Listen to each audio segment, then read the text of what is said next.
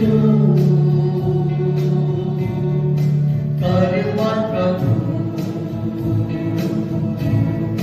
हमसे तू करवा प्रभु, तेरी हम सुनते हैं, तेरी हम सुनते हैं। इस सुबह प्रण करते हैं प्रभु, हम परिवार सगे प्रण करते हैं प्रभु, हम परिवार सगे तेरी महिमा करते रहेंगे। इस सुबह आए हैं हम तेरे चरणों में, यीशु प्रभु। इस सुबह कीमती है प्रभु तेरा वचन हमें, कीमती है प्रभु तेरा वचन हमें, हर दिन करता है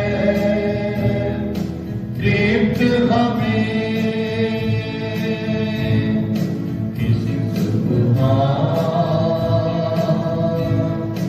आए हैं हम तेरे चरणों में, यीशु प्रभु। तेरे चरणों में, यीशु प्रभु।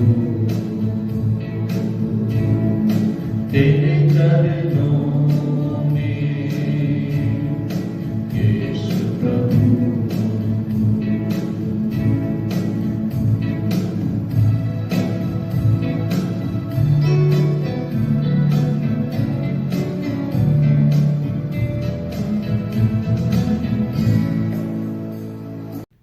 आप सबको जय मसीह की।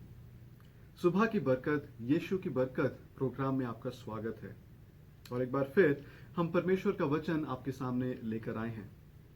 और कल जिस श्रृंखला को हमने शुरू किया था जो आनंद के विषय में है, और हमारा जो विषय है वो है आनंद, और ये हमने ली है पौलुस प्रेरित की पत्री फिलिपियों के नाम। और उसमें से हमने कुछ चीजों को देखा था, कुछ चीजें हमने समझी थी कि क्या क्या चीजें हैं जो हमारे आनंद को चुरा देती हैं। 4 बातें हमने देखी थी जो हमारे आनंद को चुरा सकती हैं, और कई बार हम उनमें अनुमति देते हैं हमारे आनंद को चुराने के लिए। और वो है परिस्थितियां, लोग, वस्तुएं और चिंता। ये 4 चीजें हैं जिनके कारण से हम अपने आनंद को कई बार खो देते हैं।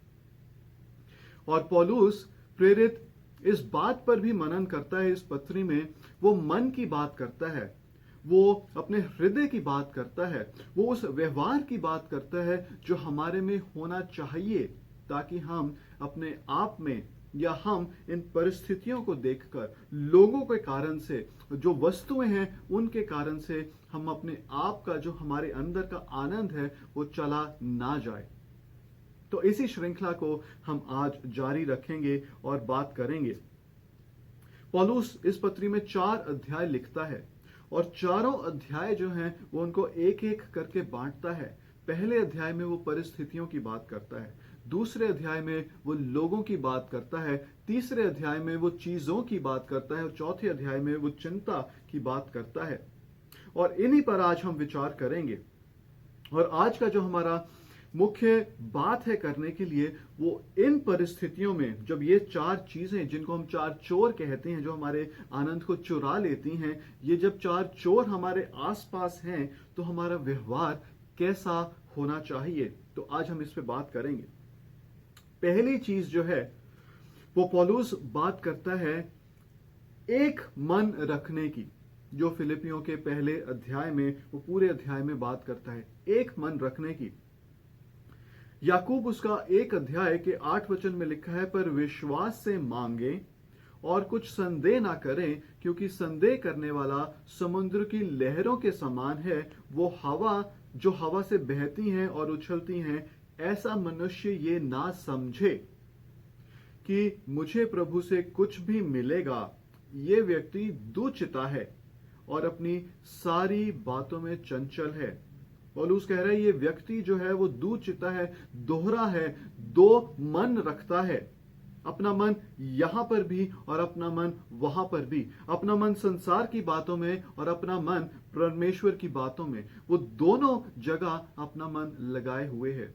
लेकिन पौलुस कहता है कि हमें एक मन रखना है, हमें दोहरापन नहीं दिखाना, हमें हमारे मन को दो जगह नहीं लेकर जाना। एक बहुत प्राचीन लातीनी मुहावरा है कि यदि एक जहाज चालक, जिसको हम पायलट कहते हैं, अगर उसको अपने जहां उसे जाना है, जो अपना उसका डेस्टिनेशन है, अगर उसे वो ही नहीं मालूम है, तो चाहे हवा किस भी दिशा में बह रही हो, वो उसकी सहायता नहीं करेगी। वो हवा गलत दिशा में बह रही है। बहुत से मसीही लोग जो हैं वो इन परिस्थितियों के कारण से वो परेशान हो जाते हैं, उनके अंदर वो आनंद नहीं रहता, वे दोहरे मन के हो जाते हैं, एक मन वो नहीं रखते। लेकिन पौलुस कहता है फिलिपियों की पत्री में उसके 1 अध्याय के 21 वचन में, क्योंकि मेरे लिए जीवित रहना मसीह है और मर जाना लाभ है। मेरे लिए जीवित रहना मसीह है। वो बहुत स्पष्ट था अपने उद्देश्य में, अपने भविष्य में, अपने भविष्य के काम के लिए वो बहुत ज्यादा स्पष्ट था। और वो कहता है कि मेरे लिए जो जीना है वो मसीह है। मेरे लिए और कोई बात महत्वपूर्ण नहीं है। चाहे मेरी परिस्थिति जैसी भी हो, चाहे मेरी जिस भी परिस्थिति में मैं हूं, मेरा जो उद्देश्य रहेगा वो है मसीह के लिए जीना। पहले अध्याय में अगर हम बात करें, जो हमने कल भी देखा था, इस समय जो पौलुस ये पत्री लिख रहा है वो कहां है? जेल में है। जी हां, पौलुस जेल में बैठकर इस आनंद की पत्री को लिखता है और कहता है कि मेरे लिए जो जीना है वो मसीह है। उसका उद्देश्य जो है बड़ा स्पष्ट है। वो अपनी परिस्थिति को नहीं देखता, उसके आसपास क्या हो रहा है वो उसको नहीं देखता, कैसी राजनीति चल रही है बाहर वो उसको नहीं देखता, बाहर क्या परिस्थितियां हो रही हैं वो उसको नहीं देखता। लेकिन वो ये कहता है कि मेरे लिए जीना मसीह है। अब एक अगर आप विचार करके देखें, लॉकडाउन का समय जो आज चल रहा है, हम ये कह सकते हैं कि हमारे पास मौका नहीं है कि हम प्रचार कर सकें, हमारे पास मौका नहीं है कि हम बाहर जा सकें, हम लोग हमारे घरों में बंद हैं। लेकिन मेरे प्रियो, पौलुस की भी यही परिस्थिति थी और उसकी परिस्थिति जो थी वो हमारे से बदतर थी। वो जेल में है, उसके हाथों में, उसके पैरों में बेड़ियां बंधी हुई हैं, उसे एक रोमी सैनिक से हमेशा 24 घंटे बांधा जाता था। वो बिल्कुल भी आजाद नहीं था, वो भी बाहर जाकर प्रचार नहीं कर सकता था। लेकिन हमारी परिस्थिति उससे बहुत बेहतर है। हमारे पास इंटरनेट है, हमारे पास वाईफाई है, हमारे पास फेसबुक है, हमारे पास व्हाट्सएप है, हमारे पास बहुत से ऐसी चीजें हैं, ऐसी टेक्नोलॉजी है कि हम परमेश्वर का वचन बांट सकते हैं, हम लोगों को फोन कर सकते हैं। हमारे भारत में फ्री कॉल्स हैं, हम लोगों को फोन करके हम उनको प्रोत्साहित कर सकते हैं। लेकिन हम निराश होने का चुनाव करते हैं, हम उदास होने का चुनाव करते हैं, हम अपनी परिस्थिति को हमारे ऊपर हावी होने का हम लोग चुनाव करते हैं। लेकिन पौलुस ये नहीं करता। पौलुस अपने आप को आनंदित रखता है। 3 अध्याय के 13 वचन में लिखा है, परंतु केवल ये एक काम मैं करता हूं, और वो है मसीह का प्रचार। तो जो उसका मन है वो बहुत ही सीधा है, एक ही बात में लगा है कि मुझे मसीह का प्रचार करना है, किसी तरह से लोगों तक मुझे मसीह के वचन को लेकर पहुंचना है, मसीह के सुसमाचार को लेकर पहुंचना है। और वो बिल्कुल भी अनुमति नहीं देता अपनी परिस्थिति को अपने ऊपर हावी होने के लिए। वो कहता है कि मैं रोम का बंदी नहीं हूं, जबकि वो रोमी कैद में था। वो कहता है कि मैं यीशु मसीह का बंदी हूं, जो इफिसियों उसके 3 अध्याय के 1 वचन में लिखा है कि मैं मसीह यीशु का बंदी हूं। और आगे वो कहते हैं कि मैं मसीह के लिए कैद किया गया हूं, जो कि फिलिपियों 1 अध्याय के 13 वचन में है। मैं मसीह के लिए कैद हूं। अभी भी जो वो उसका मन है वो बहुत ही साफ है, बहुत ही स्पष्ट है, एक मन का है, और कहता है कि मसीह के लिए ही मैं जीऊंगा, वहीं पर मुझे रहना है, क्योंकि मेरे लिए जीवित रहना मसीह है और मर जाना लाभ है। वो अपनी परिस्थिति में भी एक मन का रहता है। वो अपनी जो कठिन परिस्थितियां हैं उनको अपने ऊपर हावी होने नहीं देता। जो बाहर के लोग हैं, जो और मसीही लोग हैं, कुछ लोग उसकी तरफ हैं, लेकिन कुछ लोग अभी भी उसके विरोध में हैं। वो उस पर भी अपने आप को, वो अपने आनंद को खोने नहीं देता। दूसरी चीज, फिलिपियों के दूसरे अध्याय में वो अपने मन को अधीन रखता है परमेश्वर के। अपने मन को वो किसी तरह से भी भटकने नहीं देता। और दूसरे अध्याय में वो लोगों पर फोकस करता है, वो लोगों के बारे में बातचीत करता है कि वो ये कहता है कि स्वार्थ या मिथ्य गर्व के लिए कुछ ना करो, परंतु दीनता से एक दूसरे को अपने से अच्छा समझो। लोगों के ऊपर उसका ध्यान है। वो ये कहता है कि लोग जैसा भी कर रहे हो, फिर भी उन्हें अपने से अच्छा समझो। हम लोग क्या करते हैं, जब हम कुछ दोस्त आसपास बैठे हैं, हम ये सोचते हैं कि मैं उससे ज्यादा समझदार हूं, मुझे उससे ज्यादा अच्छी बातें समझ आती हैं। हम अपने आप को उठाने का प्रयत्न करते हैं। हम ये सोचते हैं कि हम जो बाकी लोग हैं हम उनसे ज्यादा बेहतर हैं। लेकिन पौलुस कहता है कि एक दूसरे को अपने से अच्छा समझो।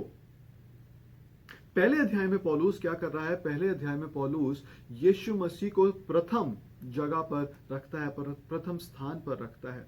दूसरे अध्याय में वो लोगों को अपने आगे रखता है। इसका मतलब ये हुआ कि सबसे पीछे जो तीसरा स्थान है वो अपने आप को देता है।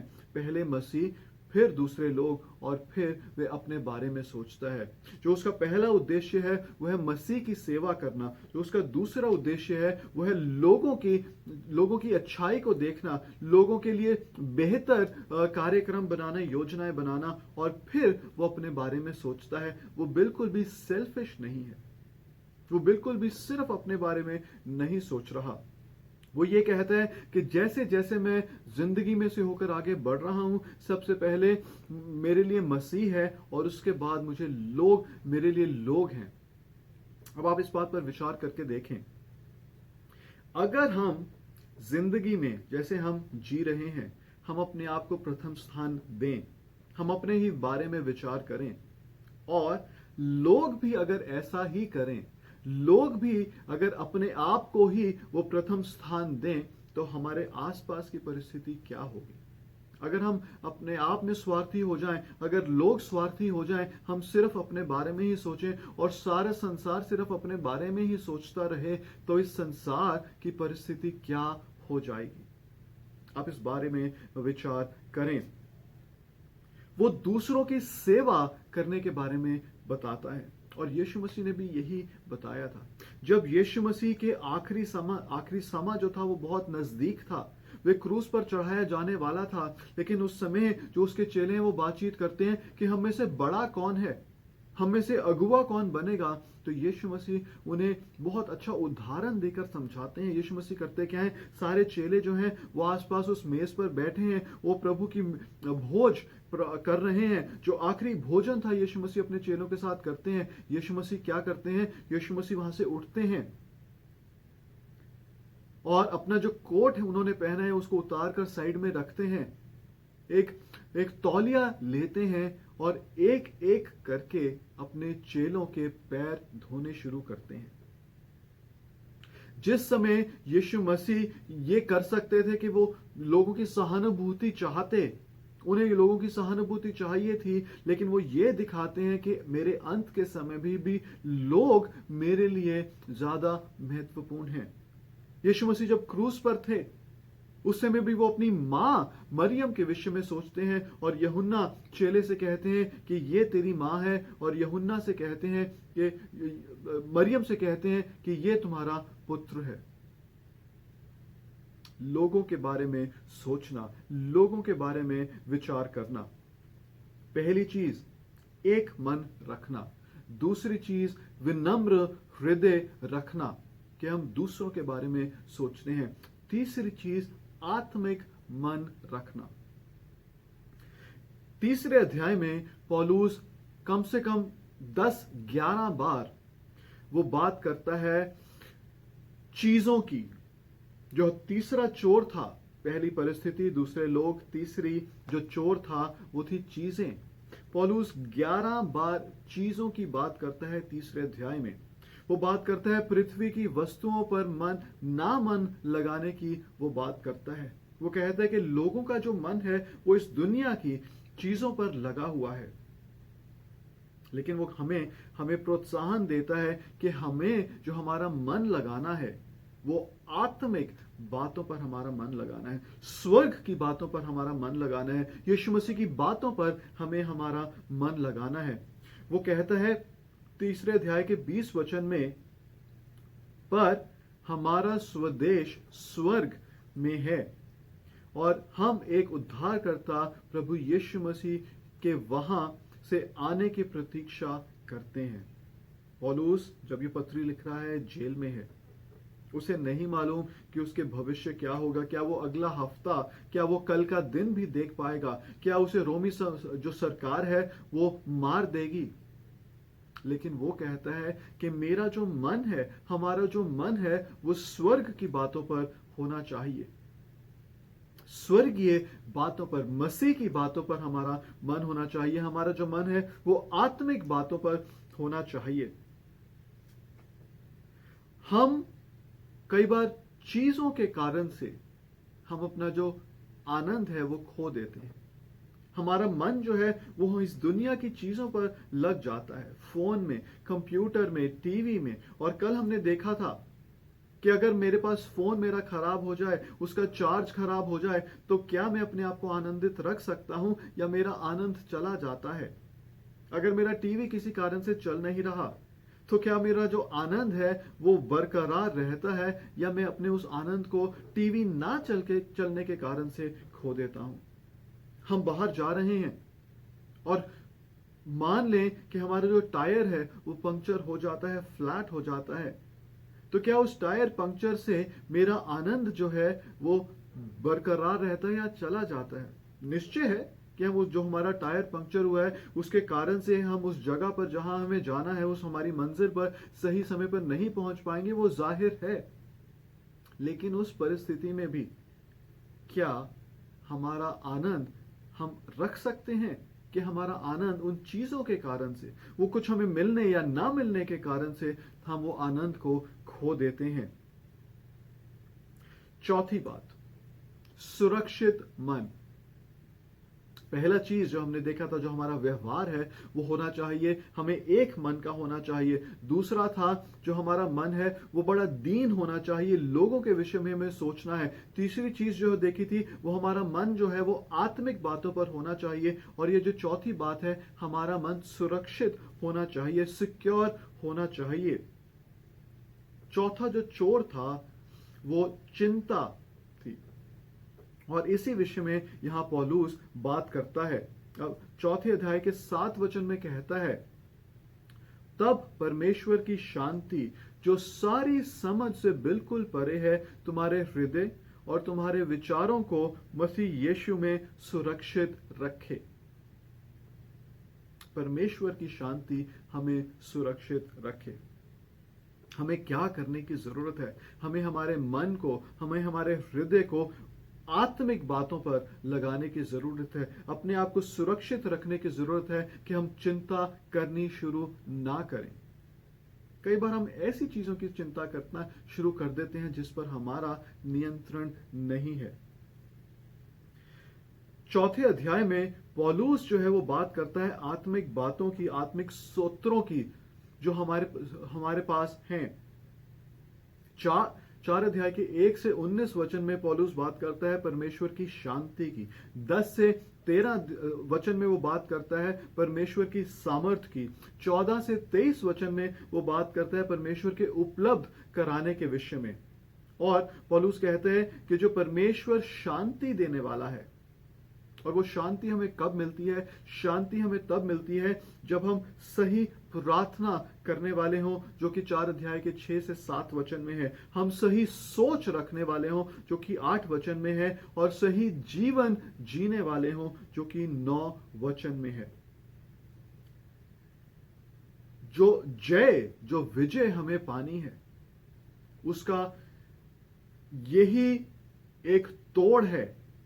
इसी तरह से हम उस विजय को, मसीह में उस विजय को पा सकते हैं कि हम अपने मनों को हम सुरक्षित रखें। बाहर की चिंता को हम आने ना दें, बाहर के विचारों को हम अपने आप को परेशान होने ना दें। तुम्हारे हृदय और तुम्हारे विचारों को मसीह यीशु में सुरक्षित रखो। ये पौलुस हमें प्रोत्साहन देता है। अब इसमें हमें और क्या करने की जरूरत है? जब परिस्थितियां, जब लोग, जब वस्तुएं, जब चिंताएं हमारे आसपास हैं, और किसी तरह से भी हम अपने आप को अलग नहीं कर सकते, किसी तरह से भी हम अपने आप को कमरे में या घर में बंद नहीं कर सकते, हमें उन परिस्थितियों में जीना है, हमें उन लोगों के बीच में रहना है, हमें उन वस्तुओं को अपने ऊपर हावी नहीं होने देना, तो उस समय हमें क्या करने की जरूरत है? उस समय पहली चीज जो है, हमें मसीही बनने की जरूरत है। अब इससे मेरा क्या तात्पर्य है? पौलुस जब इस पत्री को लिखता है, उसके पहले ही अध्याय में वो कहता है कि हे संतों को जो फिलिपी नगर में थे, उनको वो कहता है कि हे संतों का मतलब है कि अलग किए हुए लोग, जो मसीह के लिए अलग किए गए हैं। हम लोग भी मसीह के लिए अलग किए गए लोग हैं। हम एक मन तब तक नहीं रख सकते, हम दीन मन तब तक नहीं रख सकते, हम जो आत्मिक मन है तब तक नहीं रख सकते, हम जो सुरक्षित मन है तब तक नहीं रख सकते, जब तक हमारा मन यीशु मसीह पर नहीं होगा। जब तक हमारे मन में हमेशा हमारे यीशु मसीह की बातें नहीं होंगी, यीशु मसीह के गुणगान की बातें नहीं होंगी, यीशु मसीह ने जो वचन कहे हैं वो बातें हमारे मन में नहीं होंगी, तब तक ये 4 चीजें, जो 4 व्यवहार हैं हमारे होने चाहिए, वो हम नहीं रख सकते। तब तक हम अपने आप को आनंदित नहीं कर सकते। अब एक व्यक्ति परमेश्वर का संतान, परमेश्वर का पुत्र, परमेश्वर की पुत्री बनता कैसे है, वो लिखा है प्रेरितों के काम उसके 16 अध्याय के 31 वचन में। तब पौलुस और सिलास जो है, हम उस जेलर की ही बात कर रहे हैं जो हमने कल भी देखी थी। जब भूचाल आता है, वो उसको ऐसा लगता है कि जो सारे कैदी हैं वो भाग गए हैं, तो वो अपने आप को मारने लगता है। पौलुस आवाज देता है कि रुक जाओ, मत मारो, हम सब यहीं पर हैं। फिर वो जेलर पूछता है कि मैं उद्धार पाने के लिए, मैं बचने के लिए क्या करूं? तो पौलुस कहता है कि प्रभु यीशु मसीह पर विश्वास कर और तू और तेरा घराना उद्धार पाएंगे। यीशु मसीह पर विश्वास कर, यीशु मसीह का अनुयायी बन, यीशु मसीह के पीछे चलना शुरू कर। जिस तरह से जो बातें यीशु मसीह ने बोली हैं वो हमें करने की जरूरत है, और बाइबल कहती है कि हम उद्धार पाएंगे। यूहन्ना रचित सुसमाचार उसका 3 अध्याय के 16 वचन में लिखा है, क्योंकि परमेश्वर ने जगत से ऐसा प्रेम किया कि उसने अपना इकलौता पुत्र दे दिया, ताकि जो कोई भी उस पर विश्वास करेगा वह नाश नहीं होगा परंतु अनंत जीवन पाएगा। हमेशा का जीवन हम लोग पाएंगे जब हम यीशु मसीह पर विश्वास करेंगे। फिर एक और चीज हमें करने की जरूरत है। पहली बात जो हमने देखी थी वो देखी थी हमने कि हमें मसीही होने की जरूरत है। दूसरी चीज जो है वो हमें हमारी गलतियां जो हैं उनको मानने की जरूरत है। कई लोग अपनी गलतियां मानते नहीं हैं, कई लोग अपने घमंड में चलते रहते हैं, कई लोग, कई पति, कई पत्नियां, बच्चे, माँ बाप, दोस्त, हम लोग अपनी गलती को मानने के लिए तैयार नहीं हैं। हम घमंड में हमारे जीवन व्यतीत करने शुरू करते हैं। हम दोहरे मन में, दुचिते मन में हम जीवन व्यतीत करते रहते हैं। हम संसार के विषय में हम सोचते रहते हैं। और जब कोई हमारे से सवाल करता है तो फिर हमारे पास बहुत से कारण हैं देने के लिए। हम अपनी गलती को मानने के लिए तैयार नहीं हैं। हम ये नहीं कहते कि जी हां, मैं दोहरे मन का था, मैं मसीह की चीजें भी करना चाहता था, लेकिन उसके साथ साथ मैं दुनिया में भी रहना चाहता था, दुनिया की चीजों को भी में भी मेरी रुचि थी। हम अपनी गलतियों को मानते नहीं। हमें अपनी गलती को मानने की जरूरत है, वो क्योंकि वो पाप हैं। हमारा जो मन है वो स्वर्गीय बातों पर होना चाहिए। हमारा मन परिस्थितियों पर, लोगों पर, इन चीजों पर नहीं होना चाहिए। और अगर हम ऐसा करते थे तो आज हमें वो मानने की, आज हमें पश्चाताप करने की जरूरत है। परमेश्वर से कहने की जरूरत है कि हे प्रभु यीशु मसीह, आप मुझे माफ कर दीजिए, मुझसे गलती हुई है। तीसरी चीज, प्रतिदिन हमें अपने आप को यीशु मसीह को समर्पित करने की जरूरत है। प्रतिदिन, एक दिन नहीं, एक सप्ताह नहीं, लेकिन हर सुबह जब हम उठते हैं, हमें हमारे विचार को, हमारे मन को परमेश्वर के हाथों में देने की जरूरत है कि परमेश्वर, मेरा जो मन है वो चंचल है। मेरा मन जो है, अगर मैं ध्यान नहीं दूंगा तो इधर उधर भटक जाएगा। आप मेरी सहायता, मदद कीजिए। आप मेरे मन पे आकर उसका नियंत्रण लीजिए, ताकि मैं एक मन का हो सकूं, मैं दीन मन का हो सकूं, मैं आत्मिक मन का हो सकूं, मैं सुरक्षित मन का हो सकूं। आप मेरी अगुवाई कीजिए। किसी तरह से भी मैं दोहरे मन का ना हूं, किसी तरह से भी मैं घमंडी ना हूं, किसी तरह से भी मैं सिर्फ लोगों के, मैं वस्तुओं के बारे में ना सोचूं, किसी तरह से भी मैं अपने आप को लोगों के आगे, लोगों से पहले ना रखूं, लेकिन मसीह सबसे पहले होना चाहिए। फिर मुझे लोगों के बारे में सोचने की जरूरत है कि उनको किस बात की जरूरत है, मैं किस तरह से उनकी सहायता कर सकता हूं, किस तरह से मैं उनकी सेवा कर सकता हूं। और तीसरा है कि चीजों के बारे में मैं चिंता ना करूं कि अगर मेरे पास ये नहीं है तो मैं दुखी हो जाऊं, अगर मेरे पास वो नहीं है तो मैं दुखी हो जाऊं। और चौथी चीज है, मुझे चिंता करने की जरूरत नहीं है। मुझे ऐसे मौके ढूंढने हैं, ऐसे अवसर ढूंढने हैं कि मैं लोगों की सेवा कर सकूं, मैं लोगों की सहायता कर सकूं, मैं कलीसिया में अपना हाथ बढ़ा सकूं, कलीसिया में होकर पासबान के साथ, पास्टर के साथ मैं सेवा कर सकूं, लोगों की सेवा मैं कर सकूं। मुझ में परमेश्वर का आनंद होने की जरूरत है। तो इस श्रृंखला में ये दूसरा दिन है और आने वाले दिनों में भी, इस सप्ताह में भी हम फिलिपियों की पत्री से ही बात करेंगे। हम आनंद की बात करेंगे, हम अपने आप को आनंदित रखने की बात करेंगे। लेकिन ये जो चीजें 2 दिन हमने सुनी है, इनको हमें ध्यान रखने की जरूरत है, इन पे हमें हमारा मन लगाने की जरूरत है। परमेश्वर आपको बहुत बहुत आशीष दे। आइए हम प्रार्थना करें। पिता परमेश्वर, हम आपका धन्यवाद देते हैं पौलुस की ये पत्री में जो पौलुस बात करता है किस तरह से हम अपने व्यवहार को सही रख सकते हैं, वो हमने आपका वचन सुना है, जो आपने हमसे बातचीत की है। परमेश्वर, हम प्रार्थना करते हैं कि जो आपने मुझे सिखाया है, जो आपने प्रिय जनों को सिखाया है, उस पर चलने की आप हमारी सहायता, मदद कीजिए। हम एक मन रखने वाले हों, हम दीन मन रखने वाले हों, हम आत्मिक मन रखने वाले हों, हम अपने मनों को सुरक्षित रखने वाले हों। हम ये जाने, इस बात का प्रयास करें कि हम मसीही जीवन बिताएं। हम इस बात का प्रयास करें कि हमारे मनों को हम प्रतिदिन आपके हाथों में सौंप दें। धन्यवाद के साथ हम ये दुआ यीशु मसीह के नाम में मांगते हैं, आमीन। परमेश्वर आप सबको बहुत बहुत आशीष दे। जय मसीह की।